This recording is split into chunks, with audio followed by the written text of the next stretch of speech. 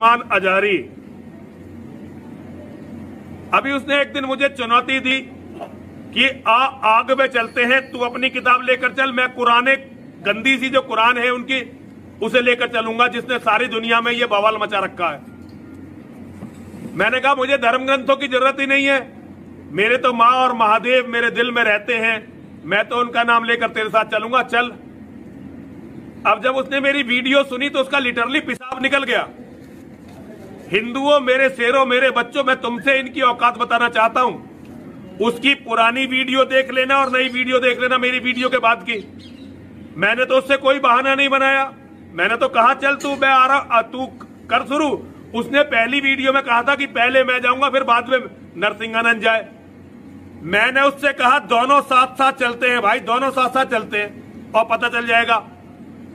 अब उसने वीडियो बनाई कि पहले परमिशन का इंतजाम मैं करूं। अबे जाहिल, अबे गवार, अबे गधे, अबे मूर्ख, अबे हम मुसलमान थोड़े ही हैं, ये अभी लोकतांत्रिक देश है, अभी इसमें इस्लाम का शासन आया नहीं है, अभी शरीयत लागू नहीं हुई है। जब तक शरीयत लागू नहीं होती, ये दरिंदों वाली, ये भेड़ियों वाली, ये लकड़बग्गों वाली जो हरकतें हैं ना, ये कानूनी नहीं मानी जाती। यहां ऐसा कोई कानून नहीं है कि सरकार जो है ये इजाजत दे दे कि तू और मैं आग में कूद जाए। आज के हालात हिंदुस्तान के, जिससे आप सब बाखबर हैं कि हुजूर पाक सल्लल्लाहु ताला अलैहि वसल्लम, इस्लाम, कुरान और रब्बे ज़ुल जलाल की शान में गुस्ताखी पे गुस्ताखी हो रही है, और मज़ीद ये कि ये गवर्नमेंट और हुकूमत की पुश्त पनाही में हो रही है। अगर ऐसा नहीं होता तो ये चंद खबीस खुले सांड की तरह 1.5 महीने से नहीं चीख रहे होते। अभी अभी जिस मलून नरसिंहानंद की गुस्ताखियाँ और मुगल्लज़ात और गालियाँ सुन करके हमारे दिल छलनी छलनी हो चुके थे, हम अब पानी सर से ऊपर हो चुका है। मुसलमान हालात इस कदर नाजुक हैं, मुझे ये समझ में नहीं आता अब तक कि हुकूमत इनको अरेस्ट क्यों नहीं करती। इनकी क्या मजबूरी है इनके साथ, या इनके खुद के ये पाले हुए कुत्ते हैं? ये मुसलसल रोज़ाना वीडियो अपलोड करते हैं, क्या इनको पुलिस पूछती तक नहीं है कि तुम इस तरह सांप्रदायिक माहौल कर रहे हो, फितना फैला रहे हो, हिंदुस्तान में अमन अमान खराब कर रहे हो? इनको पूछने वाला भी कोई नहीं है। आज की बात मैं बता रहा हूँ, दिल छलनी हो चुका था। मुझे मालूम है कि इनको अब पुलिस अरेस्ट भी नहीं करती और हमारे एहतजाजात और हमारे प्रोटेस्ट से भी कुछ नहीं होता, तो इस फ़कीर कादरी ने उसको मुबाहले का चैलेंज दिया था कि अगर तू अपने बात में सच्चा है तो आ जा, सामने आ जा और देख लिया जाए, पूरी दुनिया भी देख लेगी कि एक मर्तबा हम सामने बैठ करके मुबाहला कर लें। मुबाहला जानते हैं, अभी जो सबको पता हो चुका है, उनकी ज़ुबान में अग्नि परीक्षा। मेरे इस चैलेंज को उसने स्वीकार किया था, एक्सेप्ट किया था, लेकिन ये भी मैं बता दूं कि क्यों एक्सेप्ट किया उसने। वो बिल में बैठा हुआ चूहा, उसे मालूम था कि गवर्नमेंट इस तरह करने की इजाज़त देती नहीं, इसलिए वो अपने कौम में हीरो बनने के लिए इस तरह की चैलेंज को एक्सेप्ट तो कर लिया। वरना आप सबको मालूम है मेरे मुसलमानों कि पाखंडी और बलात्कारी और माल का पुजारी, उसके अंदर मुबाहला करने की ताकत है, मुबाहला कर सकता है वो। उसका उसके खुद के दीन और धर्म से कोई ताल्लुक नहीं है। मैं ये चैलेंज के साथ कहता हूं, सनातन धर्म से भी उसका कोई ताल्लुक नहीं है। अब मैं जब बार बार उसको ललकारता रहा, तो अभी जाकर के अब वो मेरे जवाब में कहता है मौलाना मैदान छोड़ करके भाग रहा है, परमिशन की जिम्मेदारी मेरे ऊपर डाल रहा है। आप सब ठंडे दिमाग से सोच करके बताएं, परमिशन की जिम्मेदारी इसको ना दूं तो और किसको दूं? इसलिए कि ये इसके आज हुकूमत इसकी पुश्त पनाही में है और ये नाजायज औलाद में से है उनकी। सारी परमिशन वगैरह की जिम्मेदारी तो तुम्हारी हाथ में है ना, मुझे परमिशन की जरूरत नहीं है। इंशाअल्लाह उल अजीज, जिस दिन भी तू तैयार हो जाएगा मेरी आखिरी सांस तक, उस दिन भी मैं मुबाहले के लिए हाजिर हो जाऊंगा, उस दिन भी हाजिर हो, 1 इंच भी पीछे नहीं हटूंगा इंशाअल्लाह। इसलिए कि ये मेरे जुमले नहीं हैं, ये मेरे दीन की हक्कानियत है, ये रसूल पाक सल्लल्लाहु ताला अलैहि वसल्लम की सच्चाई है और कुरान पाक की अजमत है जो हमारे दिलों में कूट कूट कर भरी हुई है। ये जालिम मुबाहला करेंगे, मुबाहला करेंगे। अब सुनिए, मुबाहले के नाम पर ये एक्सेप्ट करके हीरो बन रहा था अपनी कौम में, और मुझे कह रहा है मैदान छोड़कर भाग रहा है। मैं इससे कहता हूं, आप सबको मालूम है ना, चंद दिन कबल ये दिल्ली के प्रेस क्लब ऑफ इंडिया में बैठ करके जहर उगल रहा था, हुजूर पाक सल्लल्लाहु ताला अलैहि वसल्लम की शान में गालियां बक रहा था। आज इसको याद आ गया ये लोकतांत्रिक देश है। आज ये कह रहा है ये लोकतांत्रिक देश है, मौलाना क्या ऐसी परमिशन यहां मिलती है? तो खबीस के बच्चे, तुझे ये पहले मालूम नहीं था कि इस लोकतांत्रिक देश में किसी धर्म को गाली नहीं देना चाहिए? मलून नाजायज औलाद, तुझे ये नहीं मालूम कि लोकतांत्रिक देश में किसी धर्म को गाली नहीं दी जाती?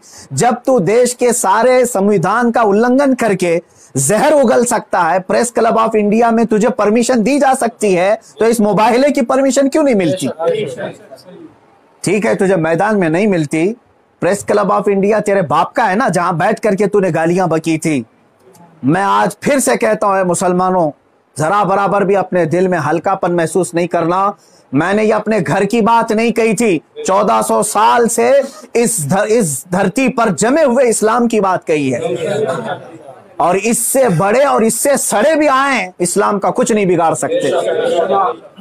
मेरे आका सल्लल्लाहु ताला अलैहि वसल्लम की जात पर अगर थूकता है तो ये सूरज पर थूकने के मानिंद है। इसका मुंह अभी चंद दिन बाद देखना इतना काला हो जाएगा कि इसके खुद चेले इससे नफरत करेंगे।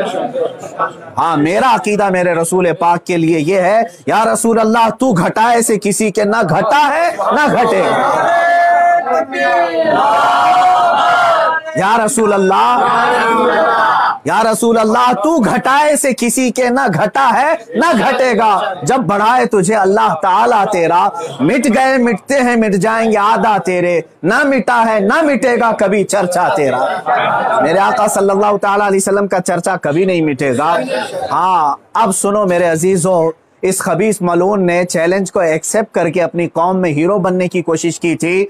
मैं फिर से कहता हूं, जिंदगी गुजर जाएगी, इसका पेशाब निकल जाएगा, मुबाहिले के लिए नहीं आ सकता। मुबाहिला बहुत दूर की बात है, मुबाहिला बहुत दूर की बात है। मैं गवर्नमेंट से भी कहता हूं, प्रशासन से भी कहता हूं, यह बार बार भौंक रहा है और कह रहा है कि मुझे इस्लाम की सच्चाई बताना है, मुझे कुरान की सच्चाई बताना है। इसको एक बार बताने का मौका दे दिया जाए, इसको एक बार मौका दे दो हमारे सामने कि ये इस्लाम की सच्चाई बता दे। आज इस खबीस के चेलों से भी मैं कहता हूं, तुम अपने गुरु को मना करके ले आ जाओ हमारे सामने। ये बार बार कह रहा है ना कि मुझे कुरान की सच्चाई बताना है, कुरान की। मैं कहता हूं मुबाहिला बहुत दूर की बात है, वो सिर्फ हमारे सामने बैठने की हिम्मत कर ले। जिस दिन वो सामने बैठे और इस्लाम की सच्चाई बताने की बात करता है, कसम रब्बे जुल जलाल की, कसम रब्बे जुल जलाल की, जितनी बातें उसने मेरे नबी की शान में कही हैं, एक बात वो साबित कर दे, उसी दिन मैं अपनी गर्दन दे करके आ जाऊंगा इंशाअल्लाह। मैं वहीं पर अपनी गर्दन दे करके आ जाऊंगा। ये सारे उसके चेलों से भी कहता हूं, तुम जुमलेबाजी कर रहे हो। और इस चैलेंज के बाद अब सोशल मीडिया में बरसात के मेंढक की तरह बहुत सारे आ गए, मौलाना का चैलेंज हमको भी एक्सेप्ट है, हमको भी एक्सेप्ट है। तुम क्या समझ रहे हो, गुडी गुडे का खेल खेलने जा रहे हैं? ये कोई खेल खेलने जा रहे हैं? तारीख पढ़ लेना, पता चलेगा तुम्हें मुबाहिला कहते किसे हैं।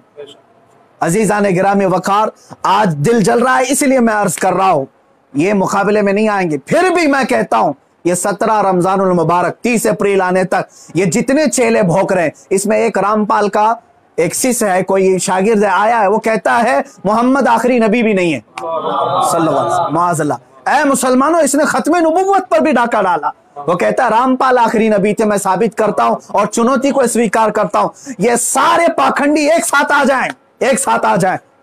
और गवर्नमेंट से फिर मैं कहता हूं, अब ये बात बहुत बढ़ चुकी है, मीडिया वाले भी मजाक न समझें, इनको साबित करने का मौका दें और हम आने के लिए तैयार हैं।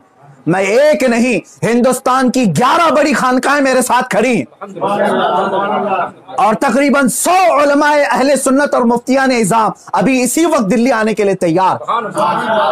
मेरे अजीजों, ये कोई खेल की बात नहीं कर रहा हूं। अल्हम्दुलिल्लाह 100 तो मैं अपने लिस्ट में रखा हूं, हजारों की तादाद में यहां पर अपनी जान लुटाने के लिए तैयार। ऐ मुसलमानों, अब पानी सर से ऊपर हो चुका है।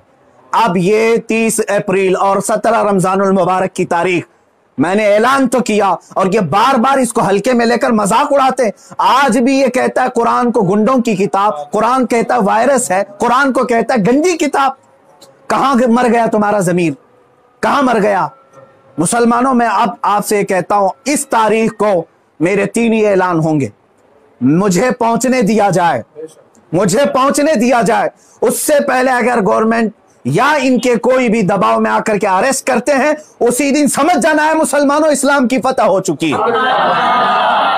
समझ जाना, मैं अगर अंदर होता हूं तो लाखों मुसलमानों के अंदर का ईमान बाहर आ जाएगा इंशाअल्लाह अज़ीज़। ये एक बात याद रख लेना। दूसरी बात, अगर इस तारीख से पहले हुकूमत इसे अरेस्ट नहीं करती, जो रोजाना आज तक खुलेआम इस तरह की गुस्ताखियां कर रहा है, हद हो गई, हद हो गई। यहां पर होम मिनिस्टर पर कोई टिप्पणी करे तो जेल में चला जाए, और यह मुसलसल 1.5 महीने से मुगल्लजात बक रहा है, पखाना उगल रहा है, और कोई कुछ नहीं करता, इसको पूछता तक नहीं इसको।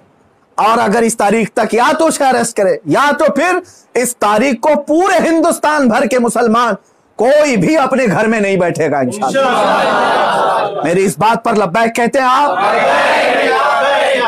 आप सुन लें, इसलिए कि अब यहां पर हमारी जमीन जायदाद का मसला नहीं है। ये मत समझ लेना या जमीन मांगने के लिए आ रहे हैं, हुकूक मांगने के लिए आ रहे हैं। अरे मियां, अब तो हमारे जड़ की बात आ गई है। और मुसलमानों याद रख लो, अगर तुम्हारा यहां पर रसूल पाक की इज्जत सलामत नहीं है तो फिर तुम्हारा जीना भी किसी काम का नहीं है। अब ये चाहते हैं ना हम बाहर निकलेंगे तो वायलेंस हो जाएगा, फला हो जाएगा। हम ये नहीं चाहते फसाद हो जाए, इसीलिए तो बार बार गुहार लगा रहे हैं हुकूमत को, बार बार कह रहे हैं फसाद की जड़ को अंदर करो, उसे भौंकने से रोको।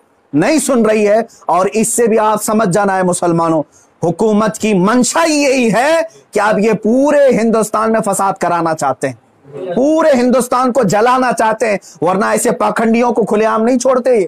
ये पूरी की पूरी प्लानिंग के साथ कर रहे हैं। इसलिए मुसलमानों, आज तुम्हारे इम्तिहान का वक्त है, आज तुम्हारे इम्तिहान का वक्त है। आज अगर तुम अपने घरों में चूड़ियां पहन करके बैठे रहे, याद रख लेना बाद में आने वाली नस्लें तुम्हारे मुंह पर थूकेंगी, तुम्हारे कब्रों पर ईंट पत्थर मारेंगी।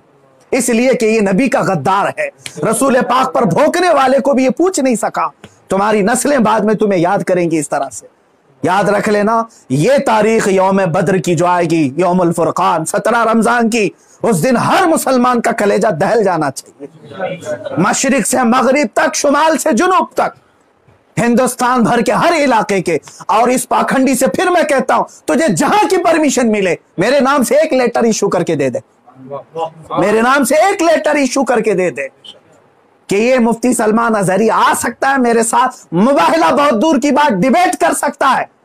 इतना तो ऐलान करके दे दे, फिर मैं पूरी दुनिया को बता दूंगा कि तेरा पाखंड क्या है। मेरे अजीजों, मैं हिंदुओं से भी कहता हूं, ये हिंदुओं को बदनाम करने के लिए निकला हुआ है, ये माल का पुजारी है, राजनीति खेलने के लिए ये मेरे नबी को इस्तेमाल कर रहा है, राजनीति के लिए इस्लाम को इस्तेमाल कर रहा है। हद हो गई मेरे अजीजों।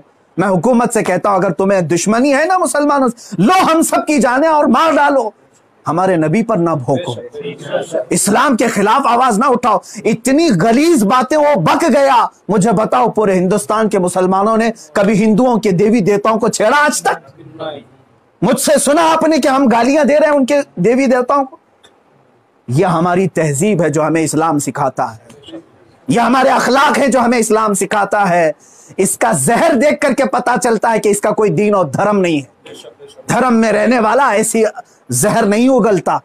बहरहाल, ये मेरी गुजारिश है मुसलमानों से, या तो फिर ये मुबाहले के लिए तैयार हो जाए, जो इसके लिए जहां जगह हो मेरे नाम से लेटर इश्यू करे, और हुकूमत, प्रशासन, मीडिया इसको हल्के में ना ले, इसको इजाजत दे दे। ये दिखाना चाहता है, ये साबित करना चाहता है इस्लाम को झूठा, कुरान को झूठा साबित करना, उसको साबित करने दे दिया जाए। अगर वो साबित किया, और अगर नहीं साबित कर सका, तो फिर याद रख लेना, सुबह कयामत तक तुम्हें पहचाना जाएगा, सुबह कयामत तक तुम्हें पहचाना जाएगा। अजीजान गिरामी वकार, ये मुबाहले की बात चलती रहेगी और मेरी ये चुनौती बरकरार रहेगी। वो कहता है मैदान छोड़ करके भाग रहा है, तू क्या समझता है कि तेरे जैसे पाखंडी हैं यहां पर? अल्हम्दुलिल्लाह हम हुसैनी हैं, अगरचे आल में ना हो, लेकिन हुसैनी किरदार हमने बचपन से सुना है। अरे हमारी माँ ने हमें गोद में हुसैन आजम के करबला की दास्तानें सुनाई। हम मात नहीं खा सकते, सर कटा सकते हैं लेकिन सर झुका नहीं सकते। इंशाअल्लाह अज़ीज़, ऐ मुसलमानों, अपने जज्बों को बेदार रखो। कोई ये कहता है अगर कि ये जज्बात को भड़का रहे हैं, उससे सिर्फ ये कह देना जज्बात का नाम ही जिंदगी है। अब अगर नबी के नाम पर जज्बात नहीं बेदार हुए तो इससे बेहतर है कि तुम मर जाओ, सो जाओ। आप याद रख लेना, ये हुकूमत से भी मेरी गुजारिश है, अपील है, तुम वैसे भी मारना चाहते हो ना, हम आ जाते हैं। बाहर घुट घुट करके मरने से बेहतर है कि हम नामे मुस्तफा पर निकल करके मौत को कबूल करने को हम तैयार हैं। यूं भी तो किसी दिन हमको दुनिया से तो जाना है। अल्लाह के हबीब सल्लल्लाहु ताला अलैहि वसल्लम की इज्जत का परचम बुलंद करके जाएंगे इंशाअल्लाह। सारी खानकाहें, सारे उलमा, सारे मदारी, सारी तहरीकें, सारी तंजीमें, सबसे मैं बड़े अदब से गुजारिश करता हूं, अब वक्त किसी के घर का नहीं, किसी की सज्जादगी का नहीं, किसी की प्रॉपर्टी का नहीं, बल्कि तुम्हारे जाने ईमान का सवाल आ चुका।